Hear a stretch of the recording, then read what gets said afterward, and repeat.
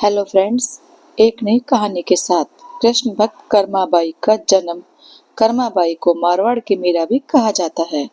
जब जब भगवान कृष्ण का उल्लेख आता है, कर्मा का नाम भी आ ही जाता है। वे भगवान की महान भक्ति और भगवान श्री कृष्ण उनके हाथ से प्रतिदिन भोग ग्रहण कर भोग की थाली रिक्त कर देते थे। राजस्थान के नागौर जिले की मकराना तहसील में एक गांव है, कालवा। इस गांव में जीवन राम डूडी के घर 1615 ईस्वी में एक पुत्री का जन्म हुआ। भगवान की बहुत मन्नतें मांगने के बाद इसका जन्म हुआ था। नाम रखा गया कर्मा। कर्मा के चेहरे पर एक अनोखी आभा रहती थी। कृष्ण भक्त जीवन राम स्वयं धार्मिक पुरुष एवं अनन्य कृष्ण भक्त थे। उन्होंने भगवान के नाम मदन मोहन से अपने घर में कृष्ण भगवान का मंदिर बना रखा था। वे प्रतिदिन भगवान कृष्ण की पूजा करते और भोग लगाते तथा भगवान को भोग लगाने के बाद ही भोजन ग्रहण करते। यह उनके घर का नित्य का नियम था। इसी प्रकार समय बीतता गया। कर्माबाई प्रतिदिन अपने पिता को श्री कृष्ण भगवान की पूजा करते देखती, उनको भोग लगाते देखती। यही सब देखते देखते कर्माबाई का बचपन बीत रहा था। अतः बचपन से ही उसे नन्ही कर्मा से भक्ति भाव के संस्कार थे। इन्हीं संस्कारों के बीच पलते बढ़ते कर्मा 13 वर्ष की हो गई। एक बार जीवन राम को कार्तिक पूर्णिमा स्नान के लिए पुष्कर जाना था। उनकी पत्नी भी उनके साथ जा रही थी। वे कर्मा को भी साथ ले जाना चाहते थे, लेकिन एक समस्या आ गई। उनकी अनुपस्थिति में भगवान को भोग कौन लगाता। इसलिए उन्होंने कर्मा को यह जिम्मेदारी सौंपी और बोले, पुत्री, हम दोनों पुष्कर स्नान के लिए जा रहे हैं। तुम सुबह भगवान को भोग लगाना और उसके बाद ही भोजन करना। कर्मा ने यह जिम्मेदारी सहर्ष स्वीकार कर ली। माँ पिता के तीर्थ यात्रा के जाने पर कर्मा ने सुबह स्नान कर आदि कर बाजार का खिचड़ा बनाया और पूजा के लिए अपने घर में बने भगवान के मंदिर के समीप आ गई। भोग की थाल भगवान के सामने रखकर हाथ जोड़कर बोली, हे प्रभु, भोग लगे तो भोग लगा हुआ है, आप भोग ग्रहण कर लेना, जब तक मैं घर के और काम कर लेती हूँ। भगवान द्वारा भोग ग्रहण नहीं करना। इसके बाद वह काम में जुट गई। बीच बीच में वह थाली देखने आती, लेकिन भगवान ने खिचड़ा नहीं खाया था। बहुत देर होने के बाद भी जब भगवान जी ने भोग ग्रहण नहीं किया तो उसे चिंता हुई कि क्या पता भगवान जी को खिचड़े में स्वाद ही ना आ रहा हो, इसलिए ग्रहण नहीं कर रहे। इसमें घी की या गुड़ की कमी रह गई है क्या। फिर जाकर उसने गुड़ व घी मिलाया और वहीं बैठ गई, लेकिन भगवान ने फिर भी भोग ग्रहण नहीं किया। तब मायूस होकर उसने कहा, हे प्रभु, आप भोग ग्रहण कर लीजिए, माँ बाप पुष्कर नहाने गए हैं, आपको भोग लगाने अभी कुछ दिन तो वो लोग नहीं आएंगे। आपको भोग लगाने की जिम्मेदारी मुझे दी गई है, इसलिए आपके भोग लगाने के बाद ही मैं खाना खाऊंगी। परंतु भगवान जी ने फिर भी भोग ग्रहण नहीं किया। फिर कर्मा उनसे शिकायत करते हुए बोली, माँ पिताजी, जब भोग लगाते हैं तब तो आप भोग ग्रहण कर लेते हैं, फिर आज क्यों भूखे बैठे हैं। इतनी देर हो गई, खुद भी भूखे बैठे हैं और मुझे भी भूखा रख रखा है। यह सब बोलकर वह भगवान के भोग ग्रहण करने की प्रतीक्षा करने लगी। परंतु यह क्या, अब तो सुबह से दोपहर शाम समाप्त हो चली थी। भूखी कर्मा बलवासा हो गई और दुखी हो रोते हुए बोली, हे भगवान जी, आप ग्रहण कर लीजिए भोग, अन्यथा मैं भी भूखी रह जाऊंगी। अंततः कान्हा के काठ की मूर्ति से आवाज आई। कान्हा बोले, कर्मा, तुमने पट बंद किया ही नहीं तो मैं भोग ग्रहण कैसे करूं। यह सुनकर कर्मा ने पट खींचकर ओट कर दी। भगवान ने भोग ग्रहण किया। भगवान श्री कृष्ण ने खिचड़े का भोग ग्रहण किया और थाली पूरी खाली हो गई। कर्मा ने पलट कर देखा तो भोग की थाली में भोग ही नहीं बचा था। तब कर्मा बोली, भगवान जी, इतनी सी बात थी तो पहले बता देते, खुद भी भूखा रहे और मुझे भी भूखी रखा। इसके बाद कर्मा ने खिचड़ा खाया। अब तो प्रतिदिन कर्मा खिचड़ा बनाती और भगवान जी को भोग ग्रहण करने आते। इसी बीच उसे लगने लगा कि उसे सबसे पहले भगवान को भोग लगा देना चाहिए, क्या पता उन्हें जल्दी भूख लग जाती हो। साफ सफाई नहाने धोने के कारण भगवान के भोग में देर हो जाती हो। फिर वह सबसे पहले उठकर भोग बनाती और प्रभु को भोग लगाती, फिर अपने दिन भर के काम करती। कर्माबाई के माता पिता का तीर्थ से लौटना। कुछ दिनों बाद उसके माता पिता तीर्थ से लौट आए। आते ही पिता ने अपनी लाडली पुत्री से पूछा, पुत्री, तुमने किसी भी दिन भगवान को भूखा तो नहीं रखा। कर्मा बोली, नहीं पिताश्री, मैंने भगवान जी को प्रतिदिन भोग लगाया।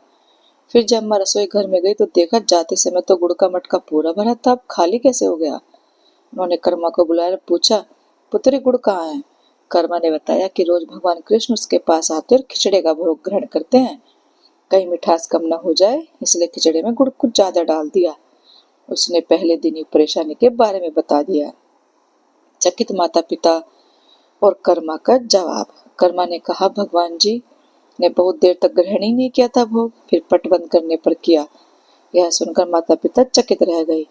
वे जिन ईश्वर के आशीर्वाद हेतु अपनी दूर तीर्थ यात्रा पर गए थे, जिन्हें पाने के लिए लोग न जाने क्या क्या करते हैं, कहाँ कहाँ ढूंढते हैं, वे भगवान उनकी बेटी के हाथ से उनके घर में खिचड़ा खाते हैं। यह कैसे संभव है।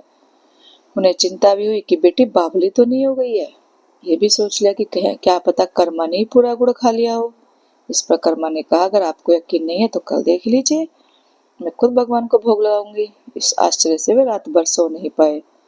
कर्मा बाई का खिचड़ा और भगवान। दूसरे दिन कर्मा ने खिचड़ा बनाया और मंदिर में भोग की थाली रखकर पट बंद कर दिया और बोले, हे भगवान जी, ये लोग नहीं मान रहे कि मैंने आपको ही गुड़ खिलाया है, अब आप भोग का कष्ट स्वयं सिद्ध कीजिए। भक्त की पुकार सुन भगवान को आना ही था और कान्हा खिचड़ा खाने आ गए। जब पट खुला तो जीवन राम और उनकी पत्नी आश्चर्यचकित थे कि भोग की थाली में भोग बचा ही नहीं है।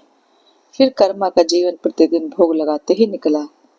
देवी कर्मा जगन्नाथपुरी में जब उनके माता पिता नहीं रहे, तब वे एक दिन अपने कान्हा की मूर्ति साथ लेकर तीर्थाटन के लिए निकल पड़ी।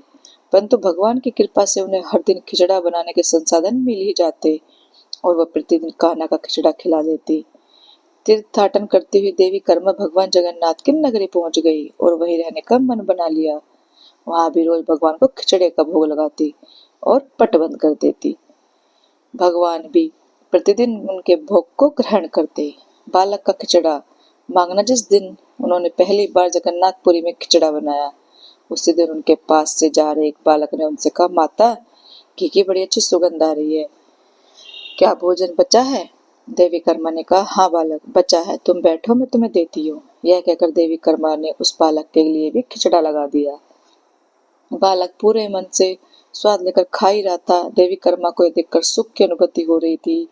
उस बालक ने खाते खाते पूछा, माता, क्या मैं कल आऊंगा तो भी मुझे खिचड़ा खिलाओगी।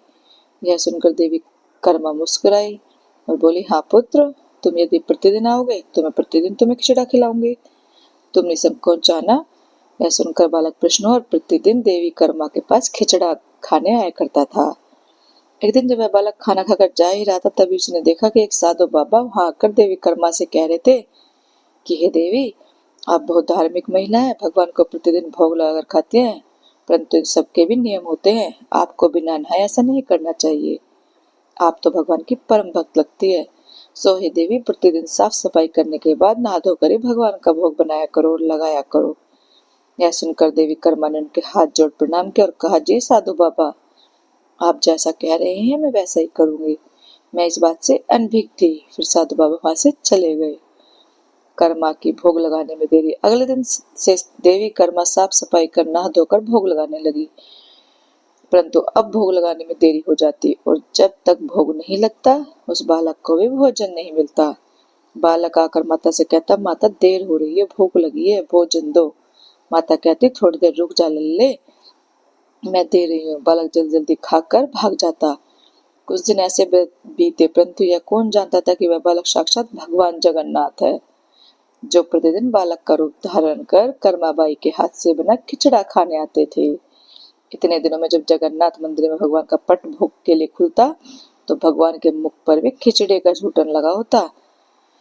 पुजारी के शौक में भगवान जगन्नाथ। एक दिन पुजारी ने मुस्कुराते हुए मन ही मन कहा, हे प्रभु, आपकी लीला भी अपरंपार है, जाने किस भगवान भक्त के यहाँ आप जाकर प्रतिदिन खिचड़ा खाकर आते हैं। फिर पूजा अर्चना हुई, दिन बीत गया, रात्रि हुई। रात्रि को पुजारी के स्वप्न में भगवान जगन्नाथ आए और उन्होंने पुजारी से कहा, हे भक्त, तुमने सही पहचाना, मैं अपनी एक अनन्य भक्त कर्माबाई के यहाँ प्रतिदिन उनका भात का बना खिचड़ा खाने जाता हूँ। वह मुझे बिल्कुल अपने पुत्र सा लाड़ करती है, उनकी भक्ति से मैं अति प्रसन्न हूँ। परंतु इसी मंदिर के एक साधु ने उन्हें कुछ आम जीवन की ज्ञानवर्धक बातें उपासना का तरीका समझाया, जिससे मुझे भूख लगाने में उनसे देरी हो जाती है। इसी वजह से मेरे मुंह पर खिचड़ा लगा रह जाता है। प्रभु की लीला भी अपरंपार है। वह तो सर्वव्यापी है, एक ही समय अलग अलग स्थान पर हो सकते हैं, परंतु मुख पर खिचड़ा लगाने की लीला उन्होंने इसलिए रची ताकि पुजारी के मन में यह प्रश्न उठे। इस प्रश्न के निवारण में प्रभु पुजारी जी को यह बता सके कि आम जीवन में हम अपने ज्ञान को जब दूसरों को बताते हैं तो वह सदैव ज्ञान के लिए होना चाहिए, न कि भक्ति भाव के बदलने के लिए। क्योंकि सांसारिक जीवन के लिए ज्ञान आवश्यक है, ज्ञान महत्वपूर्ण है, परंतु जहाँ भक्ति होती है वहाँ ज्ञान का कोई काम नहीं है। भक्ति में भक्त अपने प्रभु के प्रेम में डूबा रहता है। उपासना के कई तरीके हैं, जितने भक्त जितने उपासक उपासना के उतने तरीके। जब ईश्वर ने उपासना के तरीकों पर प्रश्न नहीं उठाया तो किसी भी और किसी और को भी भक्ति पर प्रश्न नहीं उठाना चाहिए। साधु गलत नहीं थे, साधु अपने ज्ञान के हिसाब से कार्य कर रहे थे, वे सही थे, परंतु यह नहीं पता था कि जो महिला प्रभु को बिना नहाए खाना देती है उसका भाव सिर्फ इतना था कि मेरे प्रभु को जल्दी खाना मिल जाए, वह भूखे न रह जाए। और यह भाव प्रेम प्रभु के लिए हर नियम से ऊपर था। इन बातों को सुनकर पुजारी जी ने साधु बाबा को बुलवाकर इस बात कही। साधु बाबा को अपनी गलती का एहसास हुआ कि वे भगवान और भक्त के बीच में आ रहे थे, और उन्होंने बिना समय गंवाए माता कर्मा के पास जाकर कहा कि हे देवी, आप जैसे प्रभु को पहले भोग लगाते थे वैसे ही लगाइए। मैं आपकी भक्ति नहीं समझ पाया, इसलिए मुझे क्षमा करे। देवी कर्मा दोबारा पुराने तरीके से भोग लगाना। देवी कर्मा ने कहा, जी ठीक है, मैं कल से फिर से उसी समय पर वैसे ही भोग लगाऊंगी। माता कर्मा ने फिर से इसी तरीके से भोग लगाना शुरू कर दिया और भगवान के मुख पर खिचड़े का झूठन अब नहीं लगा होता। ऐसे ही कई वर्ष बीत गए। एक दिन पुजारी जी ने देखा भगवान की आंखों से आंसू बह रहे थे और वह भोग ग्रहण नहीं कर रहे थे। तब उन्होंने मन ही मन फिर से पूछा, प्रभु ऐसा कौन सा अपराध हुआ हमसे कि आपने भोग ग्रहण नहीं किया और आपकी आंखों में आंसू भी बह रही है। प्रभु यदि हमसे कोई अपराध हुआ है तो हमें क्षमा करे और भोग ग्रहण करे। आपके भक्तजन प्रसाद के लिए प्रतीक्षा कर रहे हैं। फिर क्या था, भक्त वत्सल प्रभु ने प्रसाद ग्रहण कर लिया, परंतु प्रभु के भोग देर से ग्रहण करने की बात और उनकी आंखों से अश्रु बहने की बात पूरी प्रजा में तेजी से फैल गई। कर्माबाई का खिचड़ा चढ़े गया बात महाराज तक जा पहुंची। महाराज अति शीघ्र मंदिर पहुंचे और पुजारी जी से विचार विमर्श करने लगे। फिर उन दोनों ने भगवान के पास हाथ जोड़कर विनती की, हे प्रभु, कृपया हमें बताइए कि इस बात का क्या संदेश है। रात्रि पहर जब वे सो रहे थे तब भगवान राजा के सपने में आए। उन्होंने कहा कि मेरी एक अनन्य भक्ति कर्माबाई है जो प्रतिदिन मुझे खिचड़े का भोग लगाती थी और मैं प्रतिदिन उनके यहाँ बालक रूप में जाया करता था, परंतु आज उन्होंने अपने अंतिम श्वास लिए और मुझे में सदैव के लिए लीन हो गई। अब मुझे बालक की तरह प्रेम कर कौन खिचड़ा खिलाएगा। यह सुन महाराज ने सपने में ही भगवान से कहा कि प्रभु, आज से प्रतिदिन आपके भोग में कर्माबाई का खिचड़ा भी चढ़ेगा। यही सपना उन्होंने अपने दरबार में सुनाया और उसी दिन से भगवान जगन्नाथ के भोग में कर्माबाई का खिचड़ा भी चढ़ने लगा। यह थी भक्त कर्माबाई की कथा और उनके खिचड़े से जुड़ी प्रभु की लीला।